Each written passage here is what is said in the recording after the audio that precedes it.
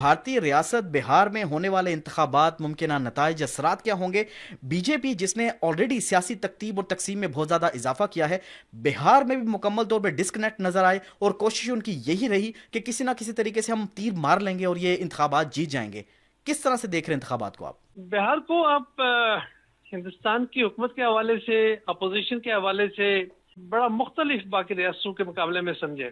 सही, वो कैसे? और हिंदुस्तान के जो वजीर आजम हैं उन्होंने भी बिहार को बहुत ही अहमियत दी हुई है। उसकी दो तीन वजूहत हैं। एक वजह तो ये जी। है कि हिंदुस्तान के वजीर आजम और बीजेपी की पोजीशन काफी लो हो गई है हिंदुस्तान में। हम्म। एक तो जाहिर 2024 के जो इलेक्शन हुए थे उसके नतीजे में उनको काफी झटका लगा। जो तो कर रहे थे वो नहीं पूरी हो सकी। हम्म। फिर जो पाकिस्तान ने उनको झटका दिया मई 2025 में, तो ये झटका मोदी के लिए, बीजेपी के लिए, आरएसएस के लिए और तमाम वो एक्सट्रीमिस्ट हिंदू जो जमातें थी उनके लिए एक जरूरत से ज्यादा झटका था जो शायद वो तो नहीं कर रहे थे। ओवरऑल ये जो स्टेट है बिहार, तो बिहार का इलेक्शन अपने तौर पे तो इम्पोर्टेंट है ही है, लेकिन बिहार जिन बाकी रियासतों के इर्द गिर्द है वहां पे सब नेशनलिज्म बड़ा जोरों पे है। सब नेशनलिज्म जो है, सेपरेटिस्ट मूवमेंट्स चल रही हैं। फिर एक तरफ अगर वेस्ट बंगाल है तो दूसरी तरफ आपको पता है कि बांग्लादेश भी है।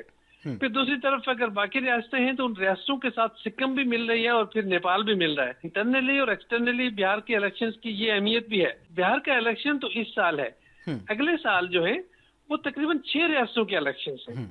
और वो 6 रियासतों के इलेक्शन की सारे का सारा विनिंग या लूज करना जो है वो बिहार के इलेक्शन पे है।